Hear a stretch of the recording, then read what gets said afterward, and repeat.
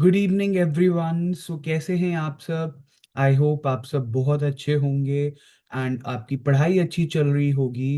And before this lecture आपने environmental law का class 1 देख लिया होगा, जहाँ पे हमने इन्वायरमेंट का मीनिंग डिस्कस किया है।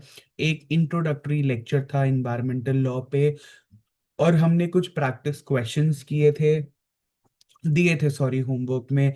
एंड आई होप आपने वो प्रैक्टिस होमवर्क क्वेश्चंस सॉल्व कर लिए होंगे एंड आपने मुझे व्हाट्सएप कर दिए होंगे।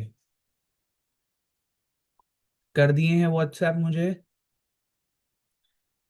जिन्होंने किया है बहुत अच्छी बात है, जिन्होंने नहीं किया है वो लोग प्लीज कर दे, अगर आपको अपना आंसर इवैल्यूएट कराना है कि आपने क्या सही लिखा है और क्या गलत लिखा है। तो आज का जो हमारा टॉपिक है, the topic for today's lecture is environmental law का एक फंडामेंटल कंसेप्ट। क्या है? इन्वायरमेंटल लॉ का एक फंडामेंटल कंसेप्ट। इन्वायरमेंटल लॉ का एक फंडामेंटल कंसेप्ट। और वो फंडामेंटल कंसेप्ट क्या है? वो फंडामेंटल कंसेप्ट है हमारा, क्या है जल्दी बताइए, what is that fundamental concept which we are going to study? वो है हमारा पॉल्यूशन। पोल्यूशन हमारा एक फंडामेंटल कंसेप्ट है इन्वायरमेंट का, जो आज की क्लास में हम देखने वाले हैं। ठीक है? पोल्यूशन। तो सबसे पहले अगर हम इस शब्द की ओरिजिन देखें, तो पोल्यूशन लेटिन वर्ड पोल्यूर से आया है। आप देख पा रहे हैं, it has originated from the word pollure. ठीक है? पोल्यूर, POLLEURE। ठीक है, इसका मतलब क्या होता है? To contaminate, to soil, to defile. What is the meaning of pollure? To contaminate, to soil, to defile, to defile. ठीक है? यानी किसी चीज को गंदा, अशुद्ध या हार्मफुल बना देना। इसी से modern legal term pollution develop होता है। ठीक है? सिंपल लैंग्वेज में पोल्यूशन का मतलब है इन्वायरमेंट के किसी भी हिस्से में, जैसे एयर, वाटर या लैंड में ऐसे हार्मफुल सब्सटेंसेस या कंटामिनेंट्स का मिल जाना जो उसकी नेचुरल क्वालिटी को खराब कर दे और लिविंग बींग्स और नेचर के लिए नुकसान पहुंचाए। इसी वजह से हम एयर पोल्यूशन, वाटर पोल्यूशन और लैंड पोल्यूशन जैसे फॉर्म्स को देखते हैं। ठीक है? समझ पा रहे हो? कौन कौन से फॉर्म्स देखते हैं? हम आपका लैंड पोल्यूशन देखते हैं, हम एयर पोल्यूशन देखते हैं, हम वाटर पोल्यूशन देखते हैं। इसीलिए हम देखते हैं। ठीक है? लेकिन पोल्यूशन सिर्फ गंदगी या कचरे तक तो लिमिटेड है नहीं। जब कंटामिनेशन एनवायरमेंटल हार्म क्रिएट करती है, तो ह्यूमन हेल्थ भी अफेक्ट होती है। क्या होती है? ह्यूमन हेल्थ अफेक्ट होती है ना? इकोसिस्टम्स के नेचुरल बैलेंस को भी डिस्टर्ब करती है। तो वो पोल्यूशन कहलाती है। इसका इम्पैक्ट इंसानों या एनिमल्स और पूरी इकोलॉजिकल सिस्टम पर पड़ता है। समझ पा रहे हो? इसलिए याद रखिए कि पोल्यूशन से क्या कॉज होता है? contamination which harms the environment, environmental harm। किस पे? Directly on the living beings, and जिसकी वजह से इकोलॉजिकल डिसबैलेंस होता है। तो इन्वायरमेंट लॉ का एक मेजर ऑब्जेक्टिव इसी पोल्यूशन को प्रिवेंट और कंट्रोल करना है, क्योंकि इसी से ह्यूमन हेल्थ और इकोलॉजिकल बैलेंस दोनों को क्या किया जा सकता है? प्रोटेक्ट करके रखा जा सकता है। समझे? समझ गए? समझ गए इतना कि पोल्यूशन क्या होता है? What is pollution? What is pollution? Pollution एक लेटिन वर्ड पोल्यूट से डिफाइन हुआ है, जिसका मतलब होता है to contaminate, to soil, to defile. मतलब कि अशुद्ध करना या हार्मफुल, हजार्डस होना। ठीक है? जो कि एक मॉडर्न लीगल अंडरस्टैंडिंग बनता है pollution. Pollution is of various types: air pollution, water pollution and land pollution. ठीक है, पोल्यूशन की डेफिनेशन है, it refers to the contamination of any part of the environment making it harmful the living beings and nature. ठीक है, pollution से contamination होता है, environmental harm होता है, direct impact on the living beings and ecological imbalance, ecosystem में imbalance होना। तो pollution is broader then mere dirt or waste. It's not a dirt or waste. It is not limited to a waste or a garbage. No, it involves contamination that adversely affects environmental quality.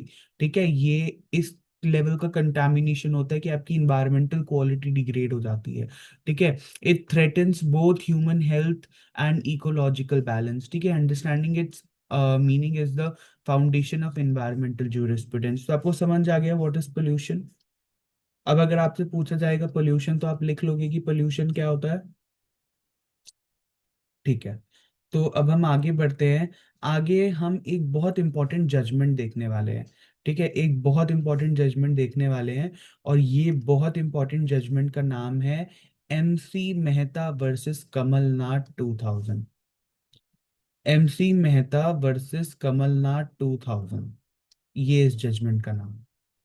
The name of the judgment is MC Mehta versus Kamal Nath. ठीक है, देखो, जो basically judiciary और CLAT PG बच्चे दे रहे हैं, उसके लिए ये बहुत एक्सट्रीमली इंपॉर्टेंट है। Mark it as very important. Environmental law का बहुत इंपॉर्टेंट जजमेंट है।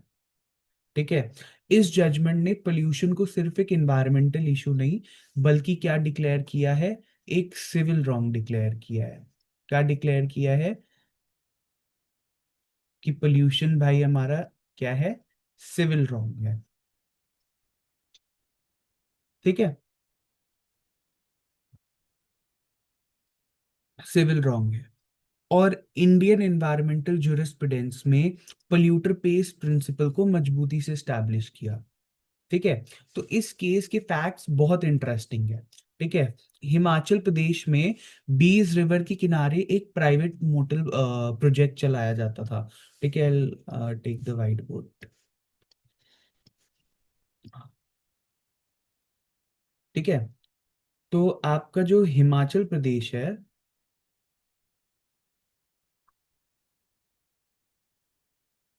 ठीक है, हिमाचल प्रदेश में क्या था, इसके फैक्ट्स ध्यान से सुनना। हिमाचल प्रदेश में बीज रिवर के किनारे पे, ऑन बैंक्स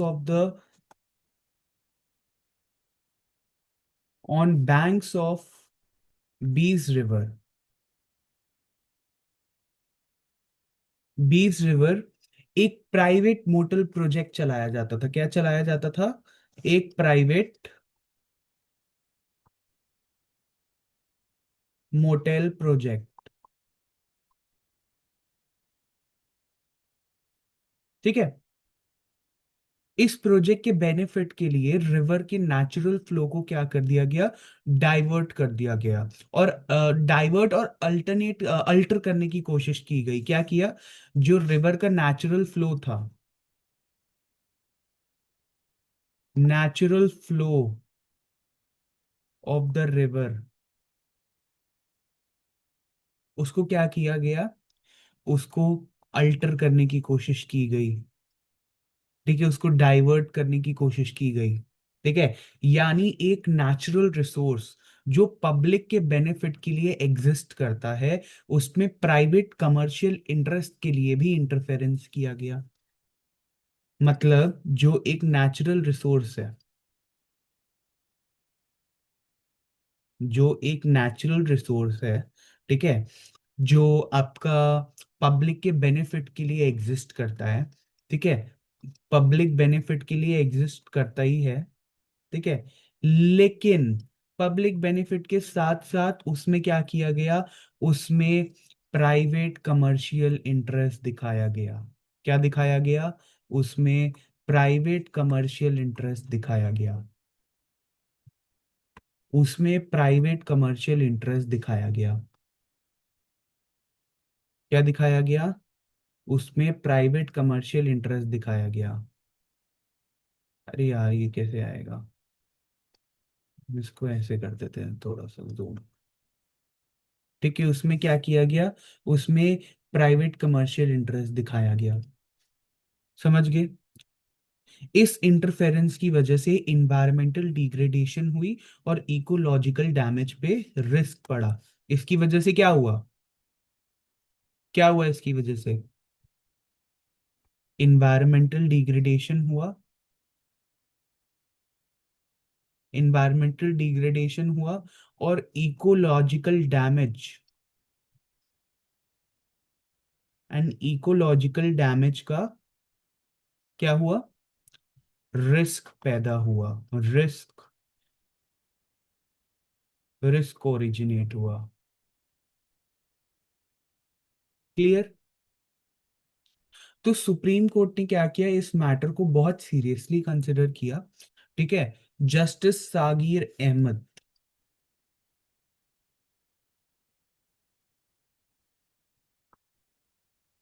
जस्टिस सागिर अहमद, ठीक है, he was looking after this case. ठीक है, उन्होंने ऑब्जर्व किया कि पोल्यूशन और एनवायरमेंटल हार्म सिर्फ एक इंडिविजुअल को नहीं अफेक्ट करते, ठीक है, बल्कि पूरी कम्युनिटी को इम्पैक्ट करते हैं। इसीलिए इन्वायरमेंटल इंजरी को सिर्फ प्राइवेट इंजरी नहीं माना जाता, ये सोसाइटी के अगेंस्ट एक रॉन्ग है। तो कोर्ट ने कहा कि pollution is a civil wrong and constitutes a tort. Tort का सिंपल मतलब होता है ऐसा सिविल रॉन्ग जिसके लिए कॉम्पेंसेशन क्लेम की जा सकती है। इसीलिए जो व्यक्ति या एंटिटी पोल्यूशन कॉज करता है उसे इन्वायरमेंटल डैमेज के लिए अकाउंटेबल ठहराया जाएगा।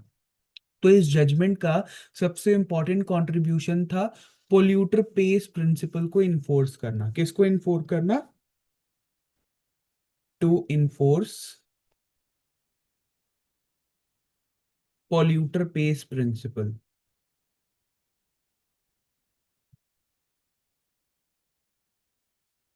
किसको इन्फोर्स करना?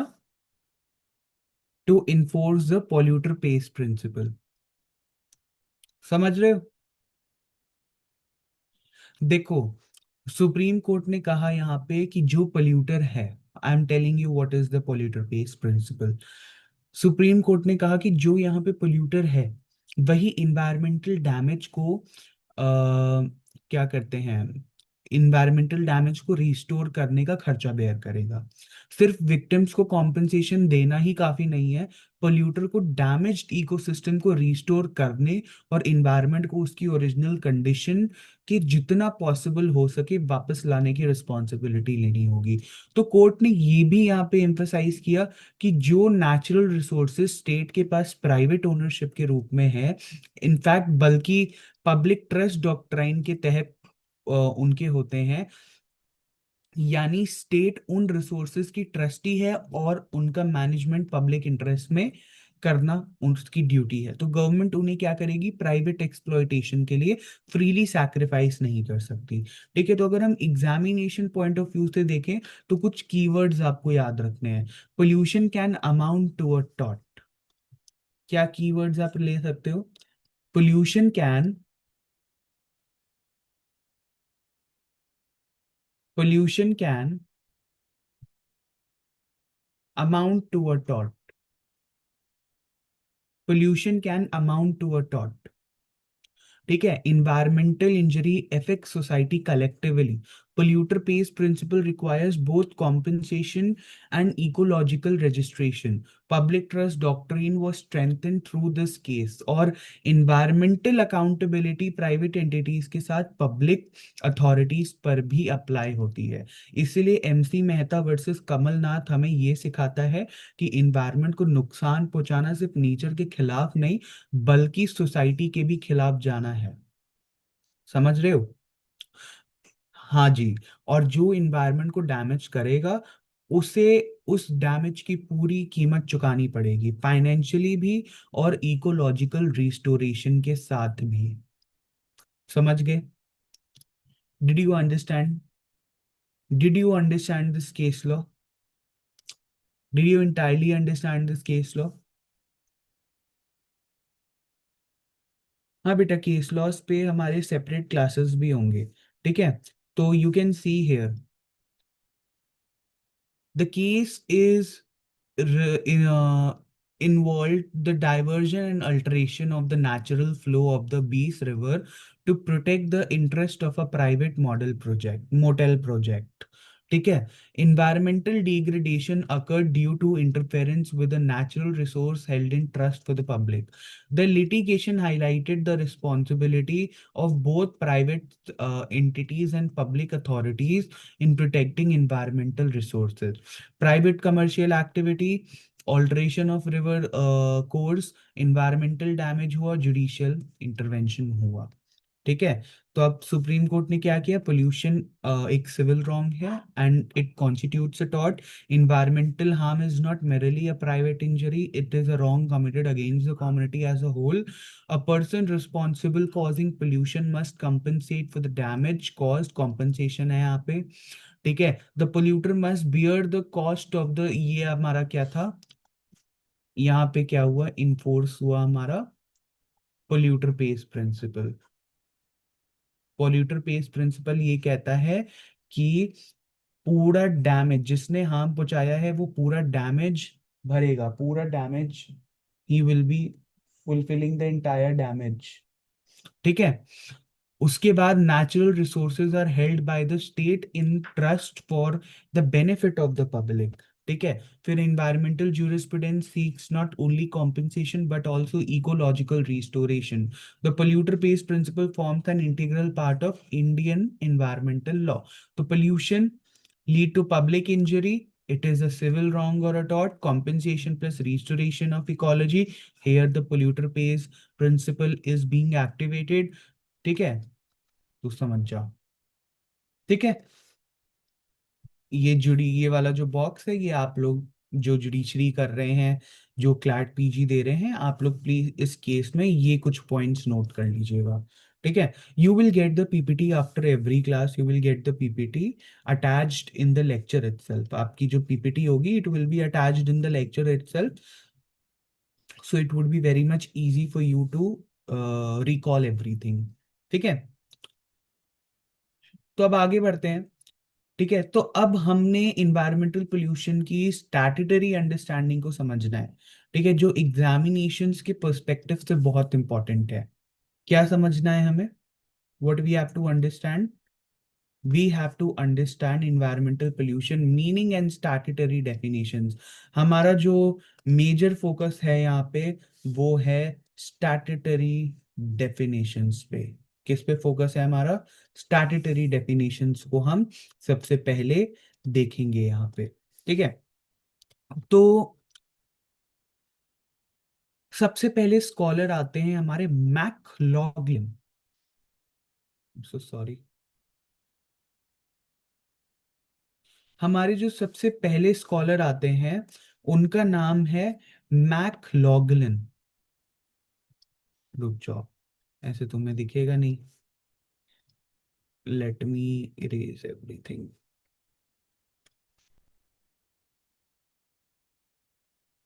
हम लोग को दिखता नहीं है क्यों, मुझे भी नहीं दिखता है. ठीक है. तो हमारे जो सबसे पहले ये आते हैं स्कॉलर, वो है मैकलॉग. ये अगेन सेम प्रॉब्लम. हाँ, मैक लॉगिन के आते हैं, लॉगलिन हमारे पहले स्कॉलर आते हैं. ठीक है. तो बेसिकली इनके अकॉर्डिंग इन्वायरमेंटल पोल्यूशन तब होती है जब ह्यूमंस वेस्ट मैटर या एनर्जी को इन्वायरमेंट में इंट्रोड्यूस करते हैं और उसका एडवर्स इफेक्ट इन्वायरमेंट के यूज और एंजॉयमेंट पर पड़ता है. यानी पोल्यूशन का डायरेक्ट कनेक्शन ह्यूमन एक्टिविटीज से होता है. डायरेक्ट जो पोल्यूशन का कनेक्शन होता है, पोल्यूशन का कनेक्शन आपके ह्यूमन एक्टिविटीज से होता है. ये इनका पर्सपेक्टिव है. ही सेइंग दिस कि भाई पोल्यूशन होता है ह्यूमन एक्टिविटीज की वजह से. ठीक है. तो अब इन्वायरमेंट प्रोटेक्शन एक्ट 1986 की डेफिनेशन समझिए. इन्वायरमेंट प्रोटेक्शन एक्ट,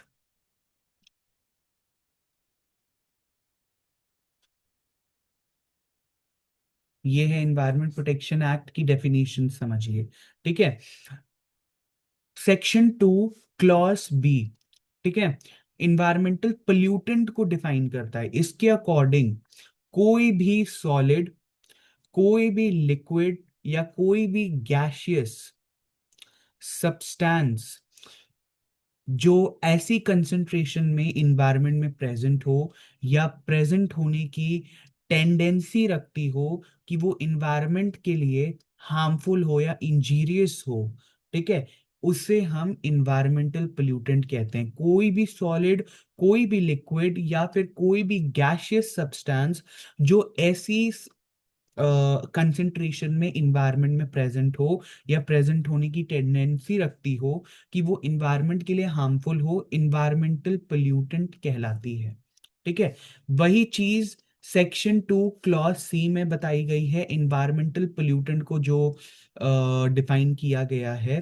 ठीक है, the presence in the environment, the presence in the environment of any environmental pollutant. ठीक है, यानी ये जो हार्मफुल सब्सटेंस हैं, ये जो हार्मफुल सब्सटेंस है जिनके बारे में हम देख रहे हैं एक्चुअल इन्वायरमेंट में मौजूद होती हैं, तब इन्वायरमेंटल पोल्यूशन एग्जिस्ट करती है।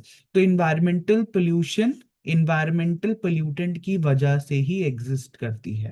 इन्वायरमेंटल पोल्यूशन इन्वायरमेंटल पोल्यूटेंट की वजह से ही एग्जिस्ट करती है। तो एग्जामिनेशन पॉइंट ऑफ व्यू से एक सिंपल ट्रिक याद रखिए। पोल्यूटेंट क्या है? एक हार्मफुल सब्सटेंस है। पोल्यूशन क्या है? Presence of that harmful substance in the environment. ठीक है, और अब हम एग्जाम्पल्स देखते हैं एक बार। Let us see the examples. ये देखो, ये देखो एग्जाम्पल्स।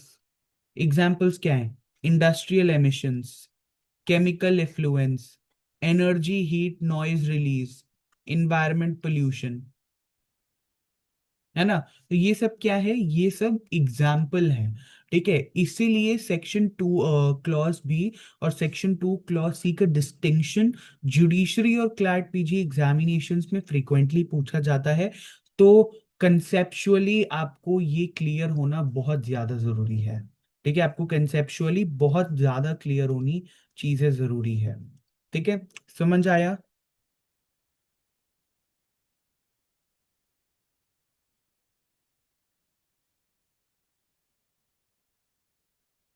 समझ आया? ठीक है, you have to remember the difference. Environmental pollutant is the harmful substance present in the environment which causes environmental pollution. ठीक है, pollutant is the harmful substance. Pollution refers to the existence of that pollutant in the environment. Environmental pollution may arise through human introduction of harmful matter or energy.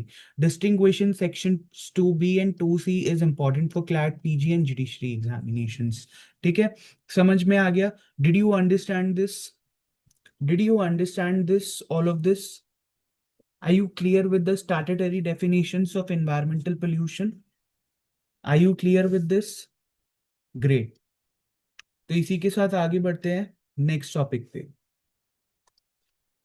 Now what are the factors? ठीक है, what are the factors? Basically हमने general concept समझ लिया है। अब बताइए फटाफट, कहाँ पे डाउट है? अच्छा, लिखना है, ओके, लिख लो। लिखने के लिए आप बहुत टाइम है, लिखने के लिए बहुत सारा टाइम है। आप सिर्फ ये वाली चीजें लिखो, प्लीज राइट ओनली दिस। सिर्फ यही लिखो बेटा, यही इंपॉर्टेंट है। Statutory definitions. सेक्शन 2 सी के सामने इन्वायरमेंटल पोल्यूशन लिख दो, 2 बी के सामने इन्वायरमेंटल पोल्यूटेंट लिख दो। Make sure environment protection act 1986, environment protection act 1986 आप लिख रहे हो। ठीक है, ठीक है। तो अब हमने कंसेप्ट देख लिया। अब इन्वायरमेंटल पोल्यूशन के जो मेजर कॉजेज हैं या फैक्टर्स हैं, अब हम उनको समझते हैं कि भाई क्या फैक्टर्स हो सकते हैं जिनकी वजह से इन्वायरमेंटल पोल्यूशन होती है। ठीक है, किस वजह से इन्वायरमेंटल पोल्यूशन होती है, वो सारी चीजें हम देखेंगे। ठीक है, इन्हें याद रखने के लिए एक बहुत सिंपल निमोनिक है, दैट इज PIUDP। PIUDP इसका मतलब है पॉपुलेशन, इंडस्ट्रियलाइजेशन, क्या हुआ? ठीक है, अर्बनाइजेशन, डिफॉरेस्टेशन और पॉवर्टी। सबसे पहला फैक्टर हमारा जो आता है वो आता है पॉपुलेशन ग्रोथ। ठीक है, अब जैसे जैसे पॉपुलेशन बढ़ती है, जैसे जैसे पॉपुलेशन बढ़ती है, ठीक है, वैसे वैसे क्या होते हैं, रिसोर्सेस की डिमांड भी बढ़ती है। जैसे जैसे आपकी पॉपुलेशन इंक्रीज होती है, वैसे वैसे आपकी रिसोर्सेस की भी डिमांड बढ़ती है। ज्यादा लोगों को घर, पानी, फूड, ट्रांसपोर्टेशन और एनर्जी की जरूरत होती है। इसे वेस्ट जनरेशन बढ़ता है, वेस्ट ज्यादा बनता है, नेचुरल रिसोर्सेज पर प्रेशर पड़ता है और पोल्यूशन में क्या होता है, इंक्रीज होता है। तो अब आपको समझ में आया कि ये पॉपुलेशन ग्रोथ कैसे पोल्यूशन तक लिंक हो रही है। समझ आया? अब हमारा दूसरा फैक्टर आता है अर्बनाइजेशन। ठीक है, rapid urban expansion strains environmental capacity. जब विलेजेस से लोग सिटीज की तरफ माइग्रेट करते हैं, ठीक है, जब विलेजेस से लोग सिटीज की तरफ माइग्रेट करते हैं, ठीक है, तो शहरों का रैपिड एक्सपेंशन होता है। इसके कारण ओवर क्राउडिंग भी हो सकती है, ट्रैफिक कंजेशन भी हो सकता है, ठीक है, इम्प्रॉपर सीवेज डिस्पोजल भी हो सकता है, सॉलिड वेस्ट मैनेजमेंट की भी प्रॉब्लम हो सकती है, और वेहिकुलर इमिशंस भी इंक्रीज हो सकते हैं। प्लान्ड अर्बन डेवलपमेंट अगर नहीं है तो इन्वायरमेंटल क्वालिटी क्या होगी, डायरेक्टली इफेक्ट होगी। क्या होगी? डायरेक्टली इफेक्ट होगी। समझ आ गया अर्बनाइजेशन? अब जो हमारा नेक्स्ट फैक्टर है, अ, वो है हमारा पॉवर्टी। ठीक है, ये सबसे ओवरलुक्ड फैक्टर है। गरीबी की वजह से, गरीबी की वजह से लोग सर्वाइवल नीड्स को प्रायोरिटी देते हैं। ठीक है, फ्यूल के लिए लकड़ी का एक्सेसिव यूज, ठीक है, unsafe sanitation practices, polluted areas में रहना और इन्वायरमेंटल अवेयरनेस की भी कमी होना भी पोल्यूशन को क्या करती है, इंक्रीज करती है। इससे लिए इन्वायरमेंटल प्रोटेक्शन और सोशल जस्टिस को अलग अलग नहीं देखा जा सकता। ठीक है, तो भाई लोग अवेयर नहीं है तो पॉवर्ट वी हैव टू, देखो अवेयरनेस नहीं है इसका मतलब क्या है, पॉवर्टी है। लोग अनएजुकेटेड हैं, इसका मतलब क्या है, पॉवर्टी है। ठीक है, बहुत सारे उनको मैनरिज्म्स नहीं पता होंगे जो आपको पता होंगे, है ना। फिर हमारा आता है ये क्या बोलते हैं, डिफॉरेस्टेशन। ठीक है, डिफॉरेस्टेशन, फॉरेस्ट नेचर के लंग्स कहलाते हैं। ठीक है, क्या होते हैं फॉरेस्ट, क्या होते हैं, नेचर्स के लंग्स कहलाते हैं। डिफॉरेस्टेशन क्या है, फॉरेस्ट आपकी नेचर्स के लंग कहलाते हैं। बेटे एक बार में अभी इतने सारी डाउट्स मत पोस्ट करो, हम सबकी डाउट्स लेंगे। अब वरना मैं चैट सेक्शन ऑफ कर देता हूँ। I should switch off the chat section then. ठीक है, तो जो कार्बन डाइऑक्साइड है, कार्बन डाइऑक्साइड तो पेड़ एब्जॉर्ब कर ले रहा है और ऑक्सीजन रिलीज कर रहा है ना। तो यहाँ पे क्या हो रहा है, ये भी इकोलॉजिकल बैलेंस मेंटेन हो रहा है। लेकिन एग्रीकल्चर, माइनिंग, कंस्ट्रक्शन और डेवलपमेंटल प्रोजेक्ट्स के लिए फॉरेस्ट की कटिंग से soil erosion, loss of biodiversity, climate change और इकोलॉजिकल इम्बैलेंस जैसे सीरियस कॉन्सिक्वेंसेस सामने आते हैं। समझा? डिफॉरेस्टेशन समझ गए? ठीक है, तो और एक फिर अच्छा एक हमारा बच रहा है, हमारा जो बच रहा है वो है इंडस्ट्रियलाइजेशन। इंडस्ट्रियलाइजेशन क्या है, what is industrialization? Industries economic development के लिए जरूरी हैं, लेकिन uncontrolled industrial activities air pollutants, chemical effluents और हजार्डस वेस्ट रिलीज करती है। फैक्ट्री एमिशंस एयर पोल्यूशन को बढ़ाती है, untreated waste water pollution create करता है, और इंडस्ट्रियल वेस्ट लैंड कंटामिनेशन का कॉज बनता है। तो समझ आया? समझ आ गया? what are the factors of environmental pollution? Did you understand the factors of environmental pollution? तो इसको आप याद कर लीजिए, PIUDP। to recall the major factors contributing to environmental pollution. That's it. So, did you get what were the factors which were impacting the environmental pollution? Factors responsible for environmental pollution. तो इसी के साथ हमारा एक और case law आता है, और इस केस लॉ का नाम है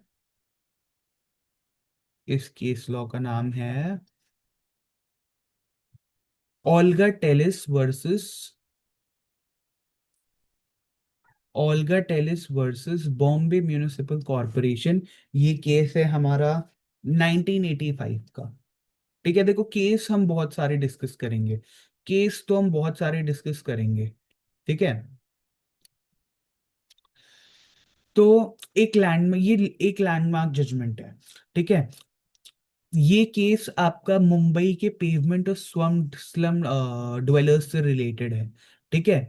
मुंबई के मुंबई के pavement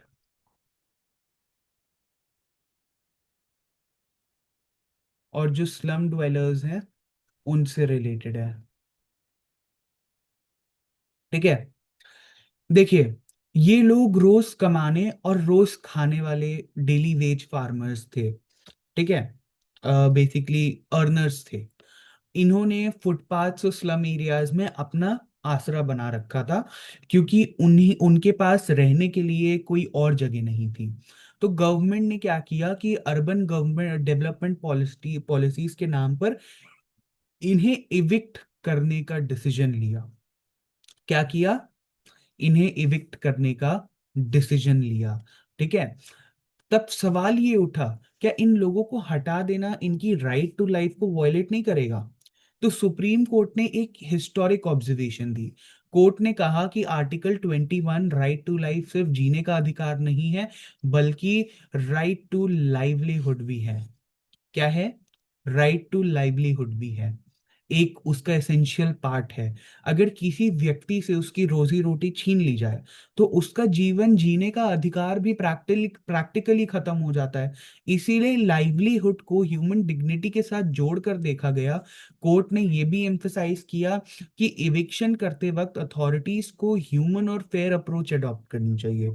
rehabilitation, basic civic facilities और डिस्प्लेस्ड लोगों के इंटरेस्ट को ध्यान में रखना जरूरी है। तो डेवलपमेंट के नाम पर गरीब और वल्नरेबल कम्युनिटीज को हम क्या करते हैं? इग्नोर नहीं कर सकते, ठीक है। हम इग्नोर नहीं कर सकते, समझ पा रहे हो?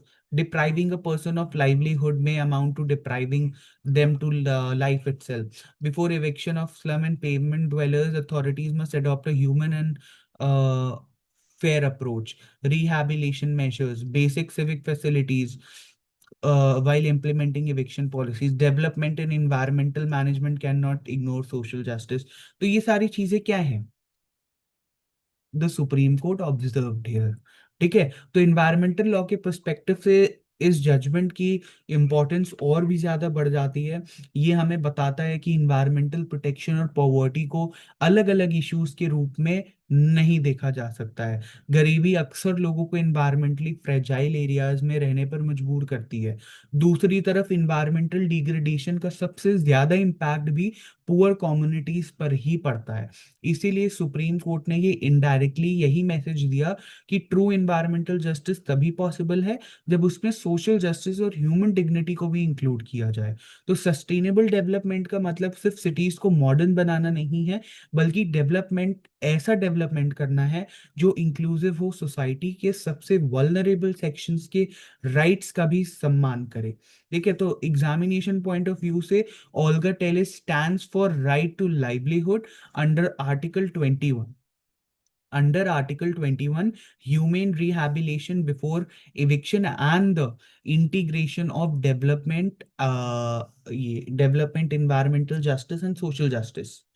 तो ये जजमेंट हमें इन्वायरमेंटल लॉ का एक ह्यूमन फेस दिखाता है। तो क्लियर, ये जजमेंट क्लियर हो गई सबको? Are you clear with this case law everybody? Is everybody clear with this case law? Is everybody clear with this case law? ठीक है, तो इसी के साथ हमारा जो ये टॉपिक है, हमारा जो टॉपिक है meaning and scope of environment, ये कंप्लीट होता है। Meaning and scope of environment ये हमारा कंप्लीट होता है। इसी के साथ हमने अपना चैप्टर 1 सक्सेसफुली कंप्लीट कर लिया है, meaning and scope of environment.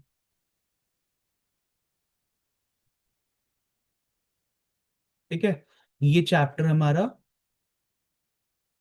2 classes में कंप्लीट हो गया है। ठीक है, तो ये चैप्टर हमारा कंप्लीट हो गया है। अब आपको इसको रिवाइज करना है, इसके नोट्स बना लीजिए, इसके क्वेश्चंस प्रैक्टिस कर लीजिए, एप्लीकेशन बेस्ड। ठीक है, ये सारी चीजें आपको देखो, आई am telling you the notes for this lectures will be available with the video itself. ये जो क्लास पीपीटी है, ये आपको वीडियो के साथ ही मिल जाएगी, और कुछ प्रैक्टिस एप्लीकेशन बेस्ड क्वेश्चंस भी हम ऐड कर देंगे आपके नोट्स में। ठीक है, it will be also attach to the video, आप इनको पढ़ सकते हैं अच्छे से। ठीक है, and you may start revising it from your class notes. आपने यहाँ पे क्लास नोट्स बनाए होंगे, तो start revising the concept from your class notes, क्योंकि क्लास नोट्स ज्यादा प्रोडक्टिव होते हैं एज पर दी। ये तो प्रोफेशनल नोट्स हैं, ये तो आप एज इट इज कॉपी कर लोगे, but what you have learn here, यहाँ पे जो आपने चीजें याद की है वो ज्यादा दिनों तक दिमाग में बैठेगी, और ज्यादा क्लैरिटी आएगी आपको उस चीजों में। ठीक है, तो हमारा चैप्टर 1 इसी के साथ कंप्लीट हो गया है। अब हम कुछ क्वेश्चंस देख लेते हैं, फिर हम क्लास को एंड करते हैं, हमारे पास टाइम भी कम है। ठीक है, we'll C some questions here. ये सारे क्वेश्चंस में they are very important, whether you are preparing for, ये अगर आप यूपीएससी के लिए, अरे सॉरी, क्लैट पीजी कर रहे हो, अगर आप जुडिशरी कर रहे हो, ठीक है, आप एआईबी दे रहे हो, ठीक है, आप कोई भी लॉ एंट्रेंस दे रहे हो, ये क्वेश्चंस बहुत इंपॉर्टेंट है। ठीक है, जुडिशरी डायरेक्ट क्वेश्चंस पूछता है, बट ये जो क्वेश्चंस है, it will check your concept, क्योंकि ये एप्लीकेशन बेस्ड क्वेश्चंस हैं। समझ गए? तो क्या अब हम ये क्वेश्चंस को सॉल्व करना स्टार्ट करें? Can we start solving this question? ठीक है, हाँ बेटा।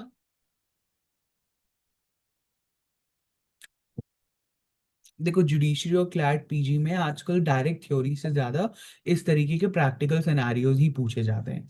इसीलिए सिर्फ प्रिंसिपल्स याद करना काफी नहीं है, उन्हें फैक्ट्स पर भी अप्लाई करना आना चाहिए। ठीक है, तो हम एक बार क्वेश्चन को रीड करते हैं। We will read the question first, then we will start attempting it.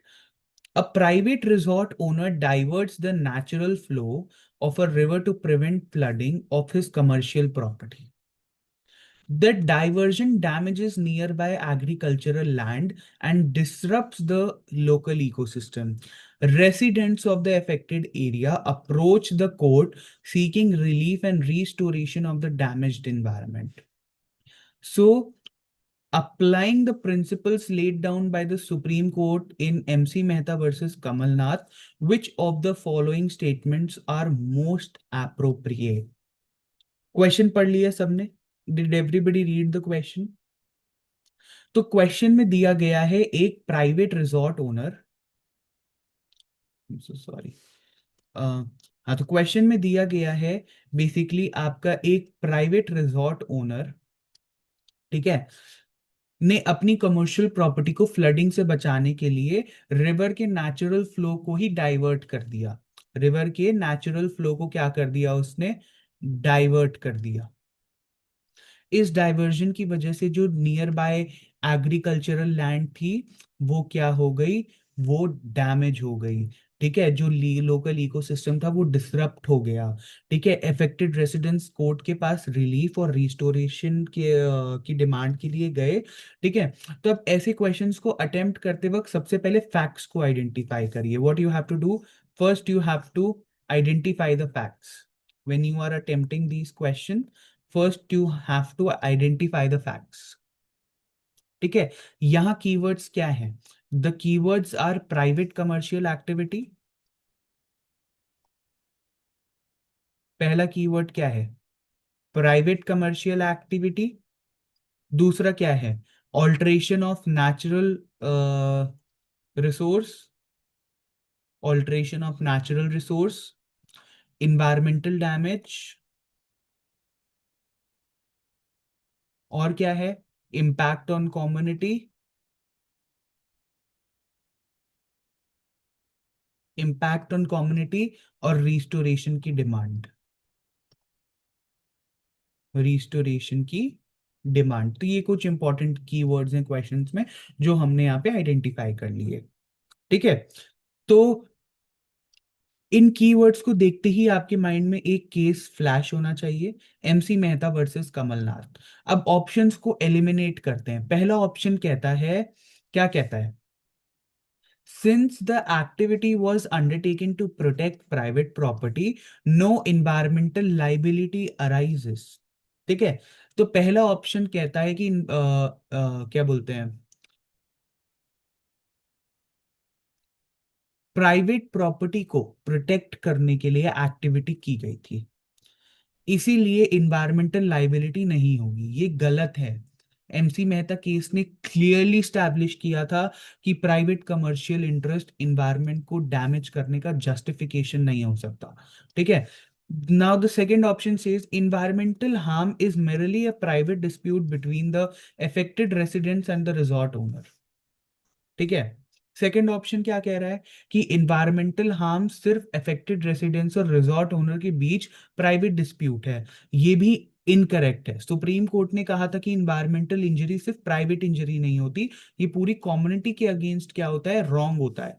ठीक है, तो हमारा जो पहला ऑप्शन है भाई हमने एलिमिनेट कर दिया, दूसरा भी हमने एलिमिनेट कर दिया। अब हमारे पास दो ऑप्शन बच रहे हैं। ठीक है, हम एक बार चौथा ऑप्शन देखते हैं सबसे पहले।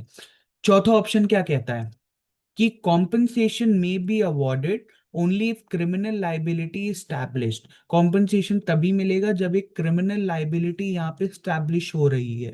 ठीक है, इन्वायरमेंटल, ये भी गलत है ऑप्शन, क्योंकि इन्वायरमेंटल लाइबिलिटी सिविल प्रिंसिपल्स पर अराइज कर सकती है। ठीक है, तो ये ऑप्शन भी हमने क्या कर दिया, एलिमिनेट कर दिया। अब हमारे पास एक ऑप्शन बच रहा है, the person responsible for causing environmental damage must compensate for the harm and bear the cost of restoring the environment। ये कुछ हमें थोड़ा सही सही लग रहा है। The person responsible for causing environment damage must compensate for the harm and bear the cost of restoring the environment। ये आंसर डायरेक्टली रिफ्लेक्ट कर रहा है पोल्यूटर पेस प्रिंसिपल को। ये ऑप्शन डायरेक्टली रिजेंबल कर रहा है पोल्यूटर पेस प्रिंसिपल को। समझ गए?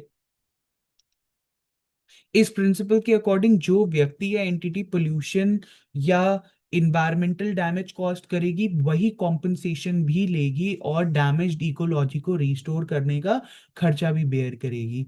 सिर्फ मॉनेटरी कॉम्पनसेशन देना काफी नहीं है, इन्वायरमेंटल रिस्टोरेशन भी इक्वली इंपॉर्टेंट है। ठीक है, तो समझ आ गया ये question. And I would just right this, एक चीज आप लोग लिख लीजिए, जब भी आप एग्जाम्स में क्वेश्चंस को अटेम्प्ट करते हैं, ठीक है, step one, identify the facts. जब भी कोई एप्लीकेशन बेस्ड क्वेश्चन आता है, सबसे पहले फैक्ट्स को आइडेंटिफाई करिए।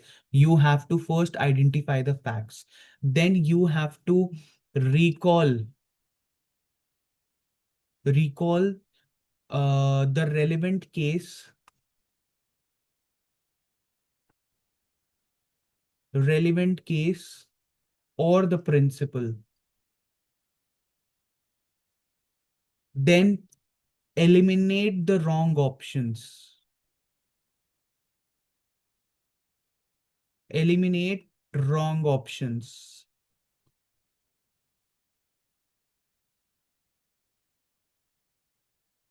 ठीक है, प्रिंसिपल को फैक्ट्स पर अप्लाई करके फाइनल आंसर चूज करिए। The should be the steps to attempt these questions. ठीक है, समझ आ गया? तो what was the takeaway of this question?